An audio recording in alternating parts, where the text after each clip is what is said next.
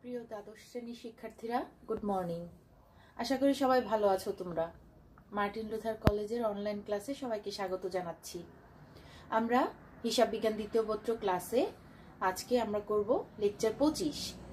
আমরা সবাই আছি এখন চতুর্থ অধ্যায়ে যৌথ মূলধনী কোম্পানির মূলধন।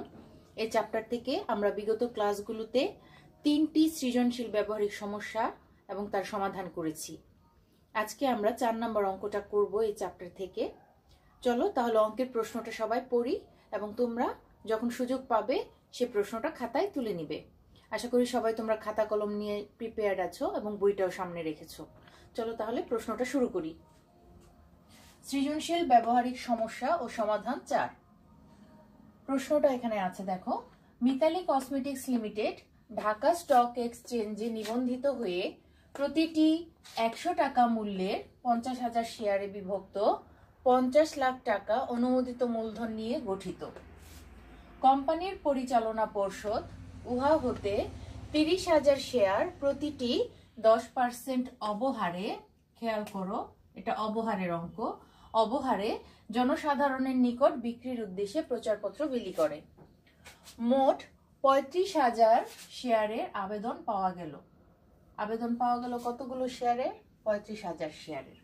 আমরা শেয়ার এবং টাকা এই দুইটা শব্দের নিচে যখন প্রশ্ন করব আন্ডারলাইন করে নিব। আন্ডারলাইন করে নিলে আমাদের সুবিধা হবে যে টাকা এবং শেয়ারকে আমরা মিলিয়ে ফেলবো না, হাতে পেন্সিল রাখবো। অতিরিক্ত আবেদনের অর্থ সংশ্লিষ্ট আবেদনকারীদের নিকট ফেরত দেয়া হলো এবং 30,000 শেয়ার যথারীতি বন্টিত হলো। আচ্ছা, মিতালি কসমেটিক্স লিমিটেড কতগুলো শেয়ার নিয়ে নিবন্ধিত হয়েছে? 50,000 শেয়ার নিয়ে নিবন্ধিত হয়েছে। প্রত্যেকটা শেয়ারের মূল্য কত? 100 টাকা। তাহলে 100 টাকা মূল্যের 50,000 শেয়ার যদি হয় তাহলে মোট আমার অনুমোদিত মূলধন কত টাকা আসে? 50,000কে তোমরা 100 দিয়ে গুণ করো, দেখবে তোমাদের আসে 50 লাখ টাকা। এটা হচ্ছে অনুমোদিত মূলধন। এই 50,000 শেয়ার থেকে তারা ইস্যু করে কতগুলো বিক্রি করতে পারবে বলে তারা বিবরণী পত্র প্রচার করে। 50,000 থেকে তারা 30,000 শেয়ার ইস্যু করে বাজারে, মানে এতগুলো শেয়ার তারা বিক্রি করতে পারবে। এবং প্রত্যেকটা শেয়ারের দাম কত নির্ধারণ করা হয়? নামিক মূল্য 100 টাকা, সেখান থেকে 10% অবহারে তারা বিক্রি করতে পারবে বলে প্রচারপত্র বিলি করে। অবহার মানে কি আমরা জানি? অবহার মানে হচ্ছে নামিক মূল্যের চেয়ে কম হারে। তার মানে গত ক্লাসগুলোতে আমি বুঝিয়েছি সমমূল্য, অবহার, অধিহার সেটা ডিপেন্ড করে শেয়ারের নামিক মূল্যের উপর। তাহলে এখানে বলা আছে 10% অবহারে, তার মানে 100 টাকার 10% কমে বা বাট্টায় আমরা বা মিতালি কসমেটিক্স লিমিটেড শেয়ারগুলো বাজারে ছাড়ে। এবং কতগুলো শেয়ার ছাড়বে বলে তারা বিজ্ঞাপন দেয়? 30,000 শেয়ার। আর কোম্পানি আবেদন পায় মোট 35,000 শেয়ারের, অর্থাৎ 30,000 বিক্রি করতে পারবে বলে তারা জানায়, কিন্তু আবেদন করে জনগণ বা বিভিন্ন প্রতিষ্ঠান, জনগণ আবেদন করে 35,000 শেয়ারে। তাহলে কতগুলো অতিরিক্ত আবেদন আসে? মুখে মুখে তোমরা বলতে পারো 35,000 শেয়ারের আবেদন জমা পড়ে, কিন্তু বিক্রি করতে পারবে তারা 30,000। তাহলে অতিরিক্ত আবেদন হচ্ছে 35,000 মাইনাস 30,000, 5,000 শেয়ারের আবেদন অতিরিক্ত আসে। এই অতিরিক্ত আবেদনের অর্থ কি করা হয়? সংশ্লিষ্ট আবেদনকারীদের নিকট ফেরত দেওয়া হয়, অর্থাৎ 5,000 শেয়ারের টাকা জনগণের মধ্যে আবার ফেরত দিয়ে দেওয়া হয় এবং 30,000 শেয়ার যথারীতি বন্টিত হয়। এখন করণীয়গুলো দেখো। অলিক সম্পত্তির পরিমাণ নির্ণয় করো। আচ্ছা, অলিক সম্পত্তি কি জিনিস সেটা আমাদের প্রথমে জানতে হবে। অলিক সম্পত্তি হচ্ছে ভুয়া সম্পত্তি। যেমন এখানে ভুয়া সম্পত্তি বলতে এই চ্যাপ্টারের জন্য যেটা বোঝায় সেটা হচ্ছে প্রাথমিক খরচাবলী বা অসমন্বিত ব্যয়। অসমন্বিত ব্যয় হচ্ছে অলিক সম্পত্তি বা ভুয়া সম্পত্তি। তাহলে আর্থিক অবস্থার বিবরণীতে এই চ্যাপ্টারে আমরা অসমন্বিত ব্যয়গুলো কি কি বসাই? শেয়ার অবহার, অবলেখকের কমিশন, ব্যাংক চার্জ যদি এগুলো থাকে তাহলে হচ্ছে সেগুলা অসমন্বিত ব্যয়। প্রাথমিক খরচও কিন্তু একটা অলিক সম্পত্তি। প্রাথমিক খরচ যদি কোনো চ্যাপ্টারে আমরা পেয়ে থাকি, আর্থিক বিবরণী কোনো চ্যাপ্টারে, প্রাথমিক সম্পত্তিও কিন্তু এক ধরনের অলিক বা ভুয়া সম্পত্তি। এটাকে আমরা অসমন্বিত ব্যয় বা অন্যান্য সম্পদ নামেও দেখাই। তাহলে এই চ্যাপ্টারের জন্য অলিক সম্পত্তি বলতে আমরা বুঝবো যে অসমন্বিত খরচগুলো আমরা বসাই সম্পদ অংশে, সেগুলোই হচ্ছে অলিক সম্পত্তি। আর অলিক সম্পত্তির আরেকটা নাম হচ্ছে ভুয়া সম্পত্তি। যদিও ভুয়া বা অলিক, কিন্তু এগুলোকে হিসাব বিজ্ঞানের নিয়ম অনুযায়ী আর্থিক অবস্থার বিবরণীতে সম্পদ অংশে দেখাতে হয়। তাহলে এখানে অলিক সম্পত্তি হচ্ছে শেয়ার অবহার, এখানে অবলেখকের কমিশন নেই, তাহলে এই অঙ্কের জন্য অলিক সম্পত্তি হবে শেয়ার অবহার, যেটাকে আমরা অসমন্বিত খরচের অধীনে বসাই। আর অন্য কোনো অলিক সম্পত্তি নেই। তাহলে অলিক সম্পত্তির পরিমাণ আমরা যখন নির্ণয় করব, আমরা প্রথমে প্রত্যেক শেয়ারে অবহারের পরিমাণ কত সেটা নির্ণয় করব, তারপর আমরা মোট অবহারের পরিমাণ নির্ণয় করব, তাহলে আমাদের অলিক সম্পত্তির মোট পরিমাণটা বের হয়ে যাবে। আচ্ছা, এটা মুখে মুখে বলেই অনেকটা কমপ্লিট করে ফেলেছি, এখন শুধু প্রেজেন্টেশনের পালা। যখন সমাধান করব আমরা দেখব। খ নাম্বার, প্রয়োজনীয় জাবেদা ও ব্যাংক হিসাব প্রস্তুত করো। এটা নিয়ে আমাদের কোনো ঝামেলা নেই, কারণ বিগত অঙ্কগুলোতে আমরা জাবেদা ও ব্যাংক হিসাব প্রস্তুত করেছি, কিভাবে জাবেদা করতে হয় এবং অবহারের অঙ্কও করেছি, আর ব্যাংক হিসাব কিভাবে প্রস্তুত করতে হয় সেটা আমরা পারবো। গ নাম্বারে বলা আছে কোম্পানির আর্থিক অবস্থার বিবরণী প্রস্তুত করো। এটাও খুব সহজ একটা বিষয়, আমাদের মানে করা আছে এই ধরনের অঙ্ক, আর্থিক অবস্থার বিবরণী কিভাবে করতে হয়। তাহলে চলো আমরা এই অঙ্কের সমাধানটা শুরু করি। ক নাম্বারে চলে যাই। সমাধান কতে আমরা নির্ণয় করছি অলিক সম্পত্তির পরিমাণ। অলিক সম্পত্তির পরিমাণ নির্ণয় আমরা যা নির্ণয় করব তা লিখে নিব। এখানে শেয়ার অবহার হিসাবই হচ্ছে অলিক সম্পত্তি। এটা তোমাদের বোঝার জন্য এখানে লিখে দেখানো হয়েছে যে অলিক সম্পত্তি যে এখানে চেয়েছে, আসলে আমরা কিসের পরিমাণ নির্ণয় করব, অলিক সম্পত্তি মানে কি, তোমরা ছোট করে এটা লিখে নিবে। এখানে শেয়ার অবহার হিসাবই হচ্ছে অলিক সম্পত্তি। তাহলে শেয়ার অবহারের পরিমাণ অর্থাৎ অলিক সম্পত্তি যদি আমরা মোট পরিমাণটা নির্ণয় করতে যাই, তাহলে আমাকে প্রথমে শেয়ার প্রতি অবহার কত সেটা কিন্তু বের করে দেখাতে হবে। শেয়ার প্রতি অবহার বের করার পর কিন্তু আমরা মোট অলিক সম্পত্তির পরিমাণটা বের করতে পারবো। তাহলে প্রথমে আমরা বের করি শেয়ার প্রতি অবহার। শেয়ার প্রতি অবহার কিভাবে বের করব, কত টাকার 10% আমাদের বলা ছিল, বা কত পার্সেন্ট অবহার ছিল, 10%। এই 10% অবহার আমরা কার উপর ধরবো, নামিক মূল্যের উপর শেয়ারের। তাহলে শেয়ার প্রতি অবহার 100 গুণ 10%, অর্থাৎ প্রত্যেকটা শেয়ারের আমার নামিক মূল্য ছিল প্রশ্নে 100 টাকা, এর 10% হচ্ছে অবহার। তাহলে শেয়ার প্রতি অবহার কত আসে, 100 টাকার 10% সমান সমান 10 টাকা। 10 টাকা হচ্ছে আমার শেয়ার প্রতি অবহার। তাহলে 10 টাকা অবহারে যদি কোম্পানিটি শেয়ারগুলো বাজারে ছাড়ে, অর্থাৎ 100 টাকার চেয়ে 10 টাকা কমে যদি ছাড়ে, তাহলে ইস্যুকৃত মূল্য কত দাঁড়ায় তোমরা বলতে পারবে। 100 টাকা থেকে 10 টাকা কম মানে হচ্ছে 90 টাকা। তাহলে ইস্যুকৃত মূল্য হচ্ছে 90 টাকা। এটা এখানে দেখাতে বলা হয়নি, আমি তোমাদের এমনি মানে বোঝানোর জন্য বললাম। কিন্তু শেয়ার প্রতি অবহার নামিক মূল্যের 10%, অর্থাৎ প্রত্যেকটা শেয়ারে 10 টাকা করে বাট্টা বা অবহার ধরা হয়েছে, কম ধরা হয়েছে, 10 টাকা করে কম। তাহলে আমরা শেয়ার প্রতি অবহার পেয়ে গেলাম। এখন আমরা অলিক সম্পত্তি নির্ণয় করব। তাহলে অলিক সম্পত্তি, এখানে তোমরা সুতরাং চিহ্ন দিতে পারো। অলিক সম্পত্তি, অলিক সম্পত্তি বলতে আমরা কি বুঝেছি, শেয়ার অবহার। এটা আমরা কিভাবে বের করব, আমরা যতগুলো শেয়ার বিলি করেছি তাকে আমরা শেয়ার প্রতি অবহার দিয়ে গুণ করব। তাহলে বিলিকৃত শেয়ার গুণ শেয়ার প্রতি অবহার। আমরা 30,000 শেয়ার বিলি করেছি, শেয়ার অবহার 10 টাকা, তাহলে টোটাল আমার আসবে 3 লাখ টাকা। এটা না বোঝার কিছু নেই, এটা তোমরা মুখে মুখেও করে নিতে পারবে। তাহলে বোঝার বিষয় হচ্ছে শুধুমাত্র যে অলিক সম্পত্তি বলতে এখানে কি বোঝাতে চেয়েছে সেটা যেন আমরা বুঝি প্রশ্ন করে, এবং এর জন্য আমাদের হিসাব বিজ্ঞানের বিভিন্ন আইটেম সম্পর্কে, সম্পদ, দায়, আয়, ব্যয়, এগুলোর নামগুলো আমাদের ভালোভাবে জেনে রাখতে হবে, যে আসলে কখন কোন জায়গা থেকে কি প্রশ্ন আসে, কোন শব্দ ইউজ করে প্রশ্ন আসে। আমরা যদি জানি, মোটামুটি একটা ধারণা থাকে, তাহলে যে কোনো প্রবলেম আমরা সলভ করতে পারবো। আশা করি ক নাম্বার যতটুকু সলিউশন এখানে দেখানো হয়েছে, এটা খুব বেশি সময় তোমাদের লাগার কথা না, তোমরা বুঝতে পেরেছো। চলো এবার খ নাম্বার সমাধানে যাই। খ নাম্বার আমাদের চেয়েছে জাবেদা ও ব্যাংক হিসাবের খতিয়ান। সমাধান খ, আমরা জাবেদা করব। এখন আমরা জাবেদার ছক এঁকে নিব পেন্সিল দিয়ে, সবাই জাবেদার ছক আঁকতে পারি। তারিখ, বিবরণ, খতিয়ান পৃষ্ঠা, ডেবিট টাকা, ক্রেডিট টাকা। জাবেদার ছক এঁকে আমরা উপরে শিরোনাম দিব, কোম্পানির নাম লিখবো মিতালি কসমেটিক্স লিমিটেড, তারপর জাবেদা। অনেকে সাধারণ জাবেদা লিখে, অনেকে সাধারণ জাবেদা বই লিখে, একটা লিখলেই হবে। আচ্ছা, তারপর আমরা কি করব, আমাদের শেয়ার ইস্যু সংক্রান্ত জাবেদার প্রথম নিয়ম হচ্ছে আমরা শেয়ার যতগুলো আবেদন পেয়েছি শেয়ারের জন্য, মোট আবেদনের অর্থ নিয়ে একটা জাবেদা দিব, প্রথম জাবেদা। আর আবেদনের অর্থ প্রাপ্তির জাবেদা হচ্ছে ব্যাংক হিসাব ডেবিট, শেয়ার আবেদন হিসাব ক্রেডিট।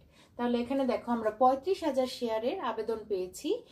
10 টাকা অবহারে যদি আমরা আবেদন পেয়ে থাকি, আমরা যেহেতু 10 টাকা অবহারে বাজারে ছেড়েছি, তাহলে 100 টাকা থেকে 10 টাকা কম অর্থাৎ 90 টাকা করে জনগণ আবেদন করেছে 35,000 শেয়ারের জন্য। তাহলে একটু দেখো, ব্যাংক হিসাব ডেবিট, শেয়ার আবেদন হিসাব ক্রেডিট। ব্যাখ্যাটা বুঝিয়ে তারপরে অ্যামাউন্টটা লিখি। প্রতি শেয়ার 90 টাকা করে 35,000 শেয়ারের আবেদন পাওয়া গেল। তাহলে আমরা 35,000 শেয়ারের আবেদন পেয়েছি, 90 টাকা করে তোমরা গুণ করো ক্যালকুলেটরে। 35,000 কে 90 দিয়ে গুণ করো, দেখো তোমাদের আসবে 31,50,000 টাকা। তাহলে ডেবিটেও তোমরা 31,50,000 বসাবে, ক্রেডিটেও 31,50,000 বসাবে এবং ব্যাখ্যাটা সঠিকভাবে লিখবে। প্রথম জাবেদা শেষ করে আমি দেখো বিবরণের কলামটা ক্লোজ করে দিয়েছি, শুধুমাত্র বিবরণের কলাম একটা দাগ দিয়ে ক্লোজ করেছি। এরপরে দ্বিতীয় আমাদের যে জাবেদা দিতে হয় নিয়ম অনুযায়ী আমি তোমাদের যেভাবে শিখিয়েছি, যে অতিরিক্ত আবেদন যদি থাকে সেই আবেদনের অর্থটা আমরা ফেরত দিয়ে নিই। ফেরত দিলে কি হয়, তাহলে যতটুকু শেয়ার আমরা বিলি করব সেই শেয়ারের আবেদনের অর্থ আমরা সঠিকভাবে মূলধনে স্থানান্তর করতে পারবো। তাহলে আগে ফেরত দেই। অতিরিক্ত আবেদনের অর্থ যেহেতু ফেরতের কথা বলা আছে, তাহলে শেয়ার আবেদনের অর্থ ফেরত দিলে জাবেদা কি হয়, প্রথম জাবেদার উল্টা হয়ে যায়, অর্থাৎ শেয়ার আবেদন হিসাব হয়ে যাবে ডেবিট আর ব্যাংক হিসাব হয়ে যাবে ক্রেডিট, যেহেতু ব্যাংক থেকে টাকা চলে যাচ্ছে। তাহলে শেয়ার আবেদন হিসাব ডেবিট, ব্যাংক হিসাব ক্রেডিট। ব্যাখ্যাটা দেখো, অতিরিক্ত 5,000 শেয়ারের আবেদনের অর্থ ফেরত দেয়া হলো। আচ্ছা, জনগণ 90 টাকা করে আবেদন করেছে এবং অতিরিক্ত আবেদন পেয়েছি আমরা কত, 5,000 শেয়ার অতিরিক্ত আবেদন। 35,000 শেয়ারের আবেদন পেয়েছি, আমরা বিলি করতে পারবো 30,000, তাহলে অতিরিক্ত এসেছে 5,000। 5,000 কে তোমরা 90 দিয়ে গুণ করো, দেখো তোমাদের আসবে 4,50,000। তাহলে ডেবিট হবে, শেয়ার আবেদন হিসাব ডেবিট 4,50,000, ব্যাংক হিসাব ক্রেডিট 4,50,000 টাকা। ব্যাখ্যাটা আমরা সঠিকভাবে লিখবো। বিবরণের কলামটা এবার ক্লোজ করো পেন্সিল দিয়ে। তারপর আমরা এখন ফাইনাল যে জাবেদায় যাব। এখানে আমাদের অবলেখকের কোনো কাজ নেই, কোনো কমিশনের কথা বলা নেই, তাহলে আমাদের এই চ্যাপ্টারে মানে এই অঙ্কের জন্য 3টা জাবেদাই হবে। এখন আমরা কি করব, শেয়ার আবেদনের যে বিলি করছি, যতগুলো শেয়ার বিলি করতে পারবো বলে আমরা মানে ইস্যু করেছি, সেই বিলিকৃত শেয়ারের আবেদনের অর্থ, মানে যতগুলো ইস্যু করেছি আমরা তার জন্য যে আবেদনের অর্থটা রয়ে গেছে বাকি ফেরত দেওয়ার পর, অর্থাৎ 30,000 শেয়ারের আবেদনের অর্থ আমরা এখন কি করব, মূলধন হিসাবে স্থানান্তর করব। তাহলে সমমূল্যে অবহারে অধিহারে শেয়ার ইস্যু বা শেয়ার আবেদনের অর্থ যখন আমরা মূলধন হিসাবে স্থানান্তর করি 3 ধরনের নিয়ম আছে, তাই না? আমরা প্রত্যেকে শিখেছি যখন জাবেদার নিয়ম পড়েছি। মূলধন হিসাবে স্থানান্তর করতে হলে সেখানে কি করতে হয়, শেয়ার আবেদন হিসাব ডেবিট, শেয়ার মূলধন হিসাব ক্রেডিট। আর যদি অবহার থাকে তাহলে আবেদনের সাথে শেয়ার অবহারকেও ডেবিট করতে হয়। যদি অধিহার থাকে তাহলে শেয়ার অধিহারকে ক্রেডিট করতে হয়। আর যদি সমমূল্যে শেয়ার ইস্যু করা হয় সেক্ষেত্রে অধিহার অবহারের কোনো কারবার নেই, সেক্ষেত্রে শেয়ার আবেদন ডেবিট, শেয়ার মূলধন হিসাব ক্রেডিট। অর্থাৎ আবেদন ডেবিট এবং মূলধন ক্রেডিট এই দুইটা ঠিক রেখে অবহার এবং অধিহারকে জায়গা মতো বসিয়ে দিলেই হবে। অবহার ডেবিট হয়, অধিহার ক্রেডিট হয়, বাকি আবেদন এবং মূলধন সবসময় ডেবিট ক্রেডিট, এটা ঠিক থাকবে। তাহলে আমরা যেহেতু অবহারের অঙ্ক করছি, তাহলে আমাদের জাবেদাটা কি হবে, শেয়ার আবেদন হিসাব ডেবিট, শেয়ার অবহার যেহেতু আছে, অবহার প্রতিষ্ঠানের জন্য হচ্ছে মূলধন জাতীয় ক্ষতি, তাহলে শেয়ার অবহার হিসাব ডেবিট, ক্ষতি হলে তো ডেবিটই হয়, আর শেয়ার মূলধন হিসাব ক্রেডিট। অর্থাৎ আবেদন এবং মূলধন এই দুইটা সব সময় ঠিক থাকবে, ডেবিট এবং ক্রেডিট। বাকি যে অবহার থাকুক বা অধিহার থাকুক তারা নিয়ম অনুযায়ী তাদের সাইডে বসবে, অবহার হলে ডেবিট, অধিহার হলে ক্রেডিট। আচ্ছা, তাহলে আমি অ্যামাউন্টটা বসাইনি, আগে ব্যাখ্যাটা দেখো তোমরা ভালো করে বুঝো, তারপর সেই অনুযায়ী আমরা অ্যামাউন্টটা বসাবো। প্রতি শেয়ার 10 টাকা অবহার সহ 100 টাকা করে 30,000 শেয়ার আবেদনের অর্থ শেয়ার মূলধন হিসাবে স্থানান্তর করা হলো। তাহলে আমরা এখন প্রথমে মূলধন হিসাবে যদি আমরা স্থানান্তর করি, আমি তোমাদের গত ক্লাসগুলোতে বলেছি শেয়ার মূলধন হিসাবে সব সময় প্রত্যেকটা শেয়ার তার নামিক মূল্যে স্থানান্তর করা হয়। নামিক মূল্য কত এই অঙ্কের জন্য, 100 টাকা প্রত্যেকটা শেয়ারের নামিক মূল্য। আর কতগুলো শেয়ার আমরা বিলি করছি, 30,000 শেয়ার। তাহলে 30,000 শেয়ার 100 টাকা করে আমরা মূলধন হিসাবে স্থানান্তর করব। তোমরা গুণ করো 30,000 গুণ 100, দেখবে তোমাদের আসবে 30 লাখ টাকা। যেহেতু মূলধন হিসাব ক্রেডিট আমরা এটা আগে বসিয়ে নিই, তাহলে বাকি দুইটা বসাতে আমাদের সুবিধা হবে। তারপর হচ্ছে শেয়ার অবহার হিসাব ডেবিট, আমরা শেয়ার প্রতি অবহারও বের করেছি 10 টাকা করে। 10 টাকা করে তোমরা অবহারের অর্থ বসাতে পারো। 30,000 শেয়ারকে তোমরা 10 টাকা দিয়ে গুণ দাও, দেখবে তোমাদের আসে হচ্ছে 3 লাখ, এখানে 30,000 আর 10-এর জন্য আরেকটা শূন্য, তাহলে 3 লাখ হচ্ছে আমার শেয়ার অবহার হিসাব। ঠিক আছে, এইবার আমরা শেয়ার আবেদনের অর্থ সঠিকভাবে বসাতে পারবো। তাহলে 30 লাখ থেকে 3 লাখ বাদ দাও, তোমাদের আসবে দেখো ডেবিট সাইডে শেয়ার আবেদনের অর্থ আসবে 27 লাখ টাকা।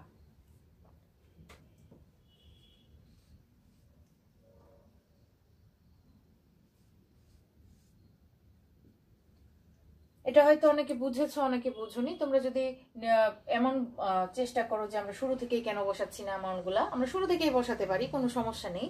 তবে যেটা সহজ সহজ দুইটা যদি আমরা জায়গা মতো বসিয়ে দিই, তাহলে বড়টা থেকে ছোটটা বিয়োগ করলে বাকি অ্যামাউন্টটা পেয়ে যাবো। এটা হচ্ছে কথা। এখন 27 লাখ আর 3 লাখ মিলে আমাদের 30 লাখই হয়। আবার 30 লাখ থেকে আমরা যদি অবহারের অর্থটা বাদ দিই, তাহলে আবেদনের অর্থটা পেয়ে যাই। আর অন্যভাবে আমি যদি বলি, 90 টাকা করে জনগণ আবেদন করেছে, তাহলে 90 দিয়ে তোমরা 30,000কে গুণ দাও, দেখো তোমাদের 27 লাখই আসবে আবেদনের অর্থ। আর ব্যাখ্যাটা সঠিকভাবে লিখবে, যেহেতু অবহার আছে এবং শেয়ার মূলধনে স্থানান্তর করছি, আমাদের দুইটাই লিখতে হবে সুন্দর করে সঠিকভাবে। এবার আমাদের কাজ হলো আমরা সম্পূর্ণ ছকটা ক্লোজ করে দিব। নিচ দিয়ে কোনো বাড়তি যদি দাগ বের হয়ে থাকে আমরা এরেজ করে দেব। আর এই অ্যামাউন্টটা নিয়ে আর কোনো কথা হবে না, আশা করি সবাই বুঝতে পেরেছো। এবং জাবেদার নিয়ম এটা সব অঙ্কের জন্য সেম। আবেদন হিসাব ডেবিট হয়, মূলধন হিসাব শেয়ার মূলধন হিসাব ক্রেডিট হয়, এবং মাঝখানে শেয়ার অবহার হিসাব যেহেতু ক্ষতি তাই ডেবিট হয়েছে। এখানে যদি শেয়ার অধিহার থাকতো তাহলে মূলধনের সাইডেই কিন্তু শেয়ার অধিহারটা বসতো, শেয়ার অধিহার হিসাব ক্রেডিট। ঠিক আছে, তো আশা করি এই জাবেদাটা তোমরা সবাই বুঝতে পেরেছো। এখন আমরা কি করব, এই জাবেদা থেকে একটা ব্যাংক হিসাবের খতিয়ান করব। চলো তাহলে ব্যাংক হিসাবের খতিয়ান করি। ছকে কে ফেলি সবাই, খতিয়ান করছি আমরা ব্যাংক হিসাব। যে হিসাবের খতিয়ান করছি আমরা নামটা লিখে নিব। বিগত ক্লাসগুলোতে আমি টি ছকে প্রত্যেকটা খতিয়ান তোমাদের দেখিয়েছি, সেখানে ব্যালেন্স সিডিবিডি নির্ণয় করতে হয়। আজকে আমি তোমাদের জন্য চলমান জের ছকে একটা খতিয়ান করে দেখাচ্ছি। তাহলে ব্যাংক হিসাবের খতিয়ানটা আমরা আজকে চলমান জের ছকে করি। তারিখ, বিবরণ, জাবেদা পৃষ্ঠা, ডেবিট টাকা, ক্রেডিট টাকা, এবং এখানে আমাদের কি থাকে, উদ্বৃত্ত থাকে বা জের থাকে, অথবা অন্য কথায় বলি যে ব্যালেন্স টাকা, যে যেটা লিখতে চাও। অনেক সময় অনেক জায়গায় বইতে দেখবে তোমরা উদ্বৃত্ত লেখা আছে, অনেক জায়গায় দেখবে জের লেখা আছে। তাহলে যেটাই লিখো সেটাই সঠিক, ব্যালেন্স টাকা, ডেবিট ক্রেডিট। তাহলে এই দুইটার ব্যালেন্স করে বা প্রত্যেকটা তারিখের ব্যালেন্স কিন্তু আমরা চলমান জের ছকে সাথে সাথে বের করে লিখে ফেলি, তাই না? চলমান জের ছকের সুবিধাই কিন্তু এটা, দিনের ব্যালেন্স দিনেই জানা যায়। তাহলে ব্যালেন্স লেখার জন্য আমরা এখানে দুইটা কলাম রাখি। ডেবিট ব্যালেন্স হলে আমরা ডেবিট কলামে লিখবো, ক্রেডিট ব্যালেন্স হলে ক্রেডিট কলামে লিখবো।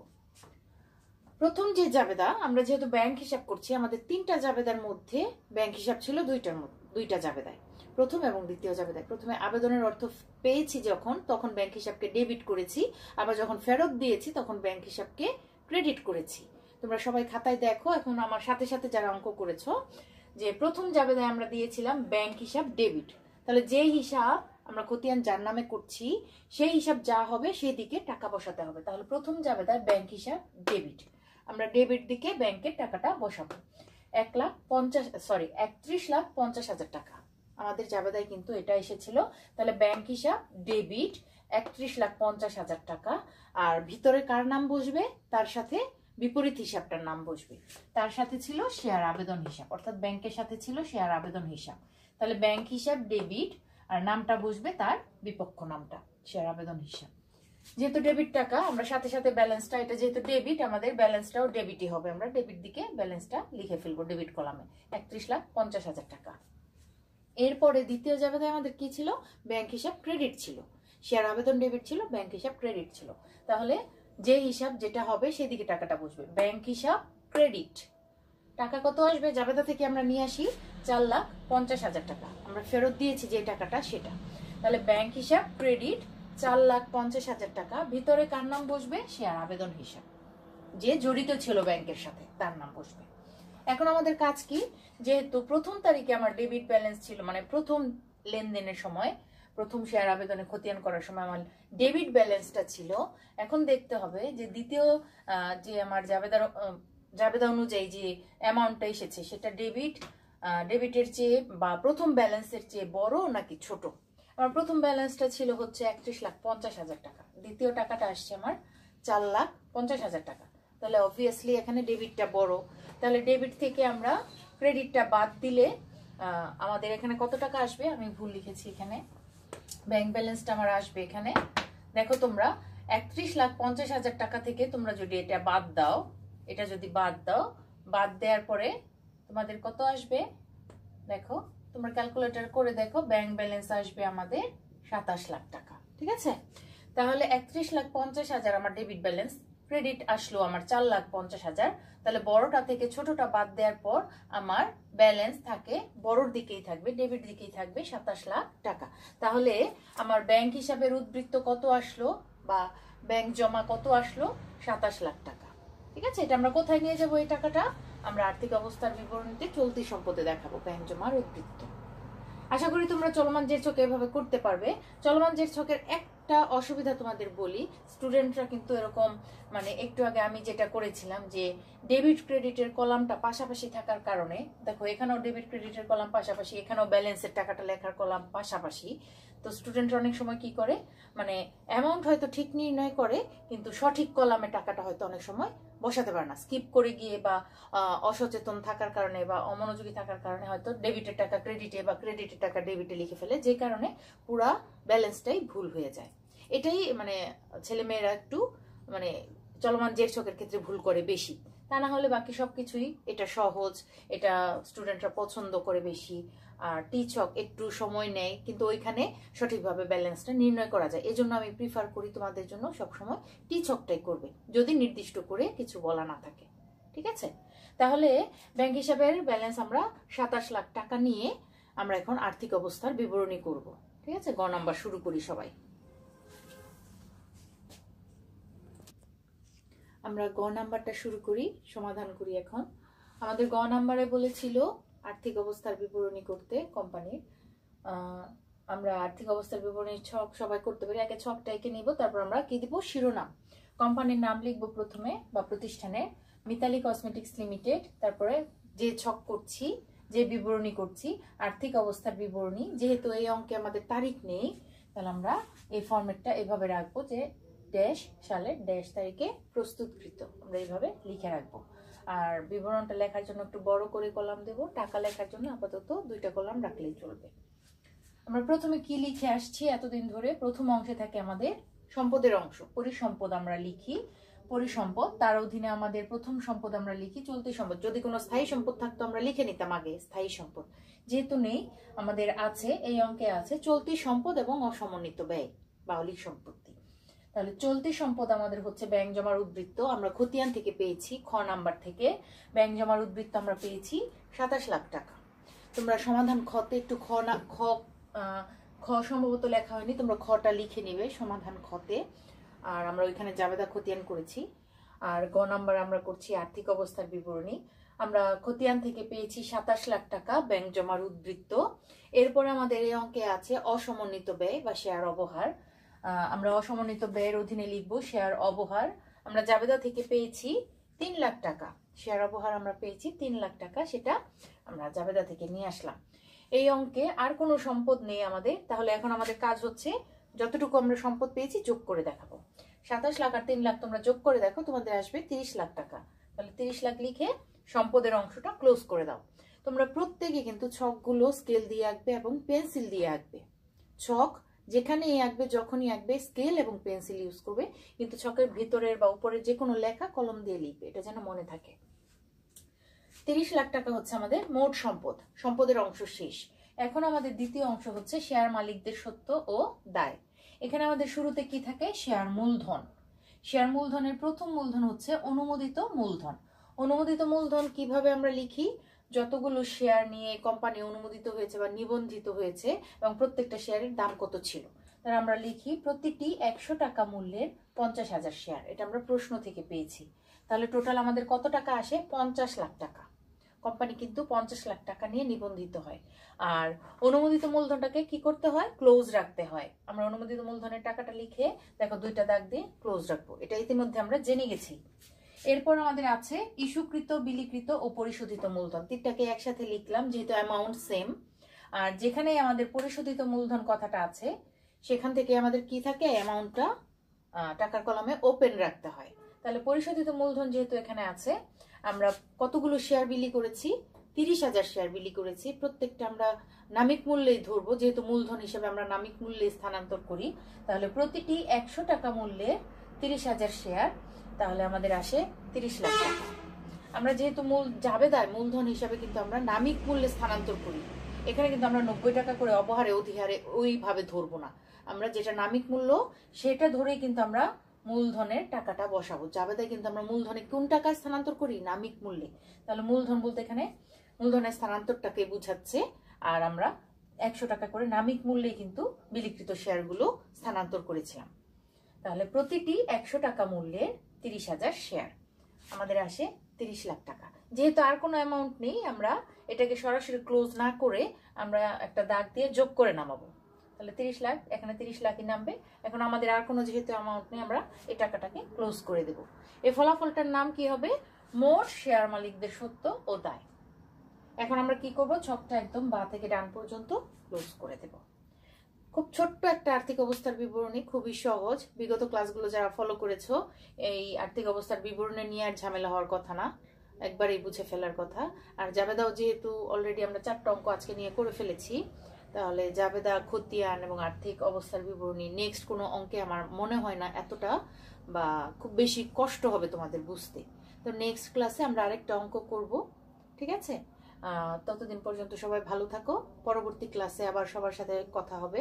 সুস্থ থাকো সবাই, সবাই নিরাপদে থাকবে। এবং যেটা আমি বলবো, তোমরা বাসায় অবশ্যই উদাহরণের অঙ্কগুলো প্র্যাকটিস করবে, দেখে দেখে বুঝে বুঝে প্র্যাকটিস করবে। প্রথমবার দেখে করবে, আমার ক্লাসগুলো ফলো করে সেই অনুযায়ী সমাধানগুলো করবে। তারপর দেখবে উদাহরণ অঙ্ক করতে করতে তোমরা অনুশীলনের অঙ্কগুলো করতে পারছো। একটা কথাই বলবো যে তোমরা অঙ্কগুলো রেগুলার প্র্যাকটিসে রাখো, কারণ হিসাব বিজ্ঞান সাবজেক্টটাই হচ্ছে মূলত প্র্যাকটিসের উপর নাম্বার আসে। তোমরা যত প্র্যাকটিস করবে তত দেখবে অঙ্ক তোমাদের সঠিক হচ্ছে, সঠিকভাবে তোমরা অ্যান্সার করতে পারছো এবং তোমাদের নাম্বারও কোনো কাটার সুযোগ থাকবে না। আশা করি আমার কথা সবাই বুঝতে পেরেছো। যেভাবে বলেছি সেভাবে ফলো করো। সবাই ভালো থাকো। ধন্যবাদ সবাইকে।